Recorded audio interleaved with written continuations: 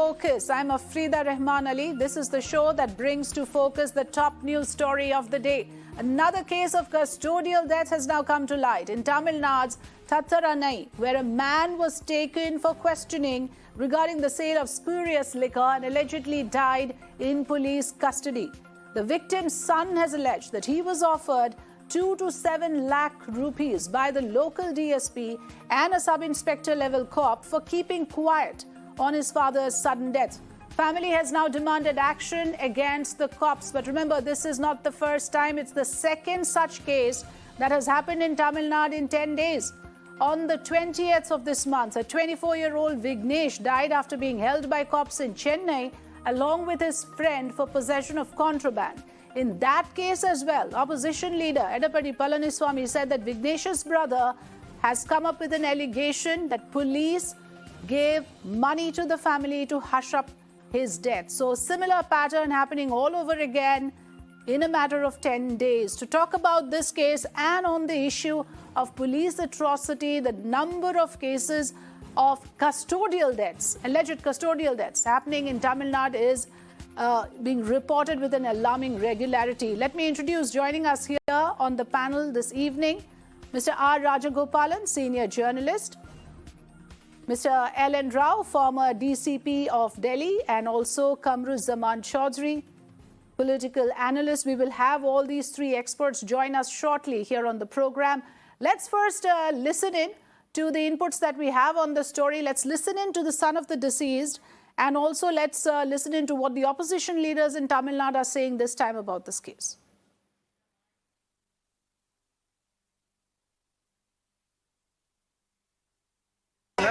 என் பேர் திருமூர்த்தி. இறந்த தங்கமணியோட மூத்த பையன் எங்கள் அப்பாவை லாக்அப் டெத் பண்ணியிருக்காங்க. அதை கேள்விப்பட்டு நான் மொதல் நாள் வந்து நான் வந்து தூங்கலை, ரெண்டாவது நாளும் தூங்கலை.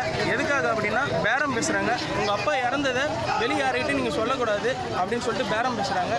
2 லட்சத்துலேருந்து 3 லட்சம் ஆச்சு, 3 லட்சத்துலேருந்து 4 லட்சம் ஆச்சு, 4 லட்சத்துலேருந்து 5 லட்சம் ஆச்சு, விடிங்கால 6 லட்சம் வரைக்கும் பேரம் பேசுகிறாங்க. பேரம் பேச வந்தது டிஎஸ்பி அண்ணாதுரை அவர் வந்திருந்தார். கூட தானிப்பாடியிலேருந்து முத்துக்குமார் சாமி எஸ்ஐ அவரும் வந்திருந்தாங்க. இன்னும் 4-5 பேர் கூட வந்திருந்தாங்க. எனக்கு பேர் தெரியல. விடிய பேசினாங்க. நாங்களை தூங்க விடலை. இதுதான் வந்து நடந்துடுச்சு. தங்கமணியை நீங்கள் வந்து எடுத்துகிட்டு போய் அடக்கம் பண்ணுங்க, போலீஸை பகைச்சிக்காதீங்க அப்படின்றது எங்களுக்கு வந்து சொல்கிறாங்க. What will Mr. Stalin say when the son himself comes out and say that he was offered 7 lakh rupees bribe to keep quiet on his father's death? Isn't this a shameful episode? People in TN are losing confidence. The law and order situation is becoming a laughing stock. On many such incidences, where the head of the state, the CM, has to take the action to instill confidence in the people, all his announcements were only a mere eyewash. Vignesh, 10 days gone, they say yes, the case has been transferred to CBCID, but no such developments thereafter.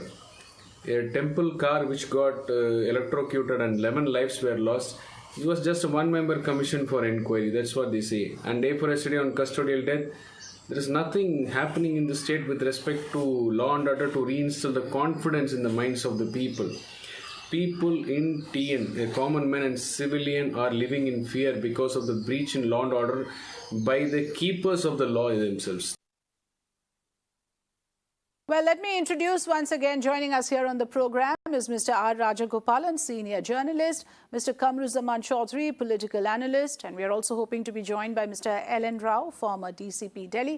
Very warm welcome to all of you. Thanks for joining us here on the program. Hoping to have a constructive discussion around this issue. Okay, Mr. L.N. Rao also with us now. Very good evening, sir. Thanks for joining us. The overall issue of the number of custodial deaths being reported from Tamil Nadu is quite alarming. But first, let me go across to my colleague Dharini joining us from Chennai. Thattaranai, you've been reporting on these cases, and this is the second case that you've reported for us within a span of 10 days. Now, there are two versions. Obviously, the family has once again come up with this allegation that they are being bribed in order to keep quiet on the issue. Is the police involved in that? What do we know so far?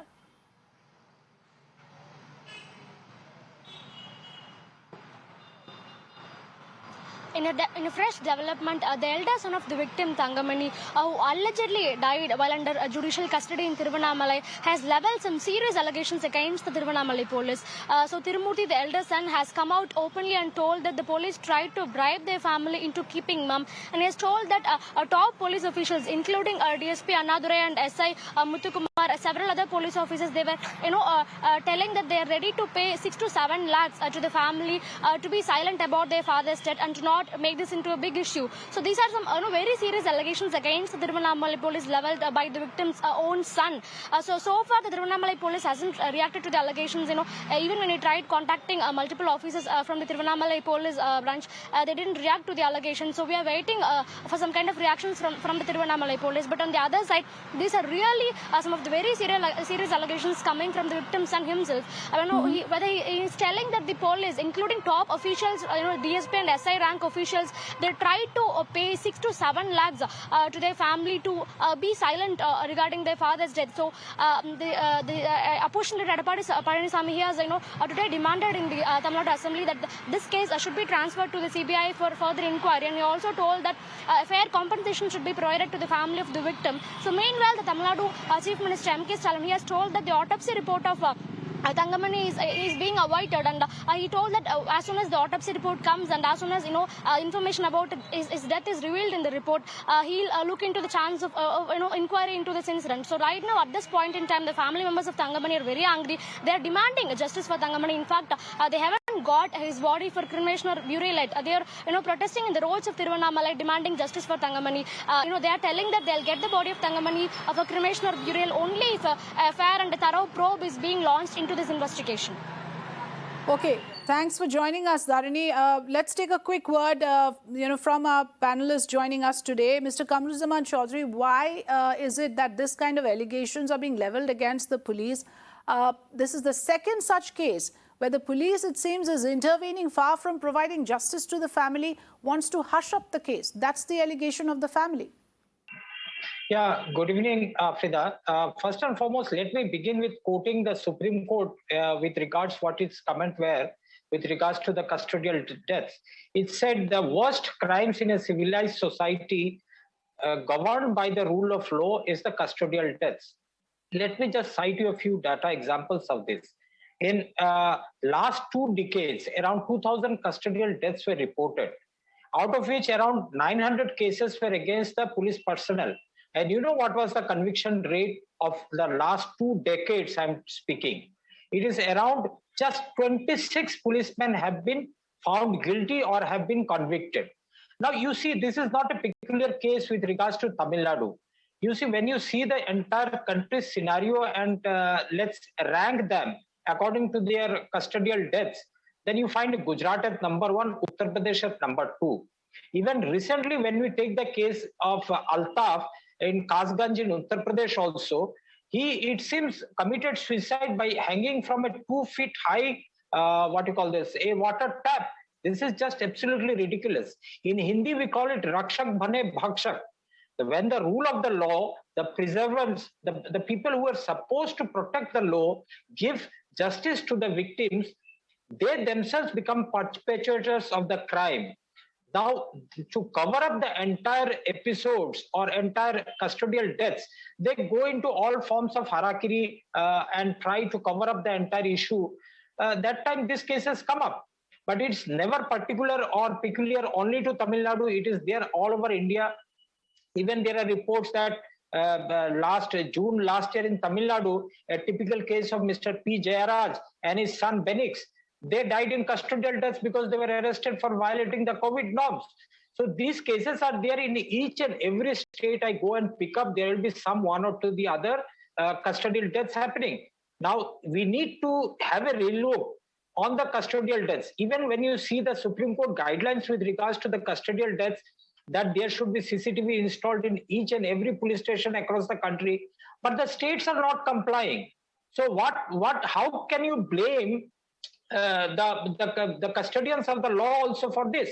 This all needs to be looked into. It is not a particular case of politics that we can go into and say that, okay, this party has done like this during his regime, or the Congress party has done this, or the BJP has done this.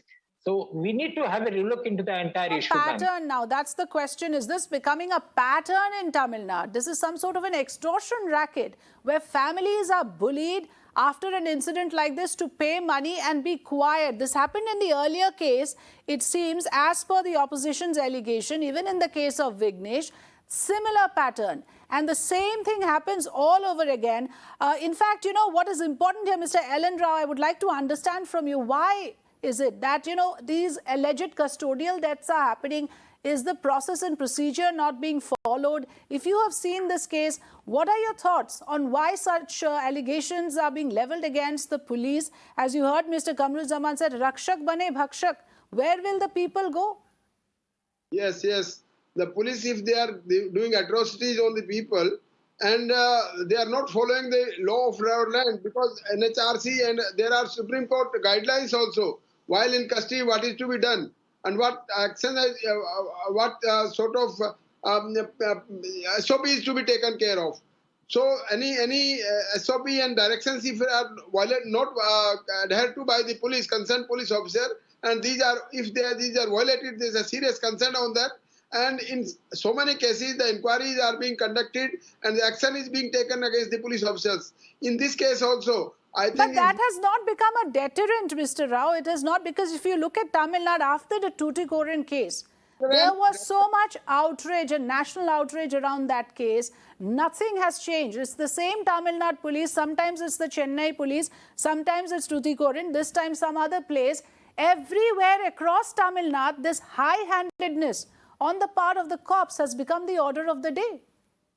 Yes, here I find that there is some problem with their senior level officials, like DGP and DGP land order, additional DGP land order of that state.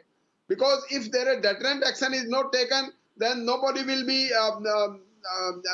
mending their ways, and they will not following up the rules and regulations and the directions given by the Supreme Court, Honorable Supreme Court, and the NHRC also. Because in such cases, NHRC is also coming very heavily on police officers, and they even so many times registered cases against the concerned officials whoso are involved in that case, and the criminal cases are being because Mr. Rajagopalan, you know, this is such a clear case of abuse and misuse of power.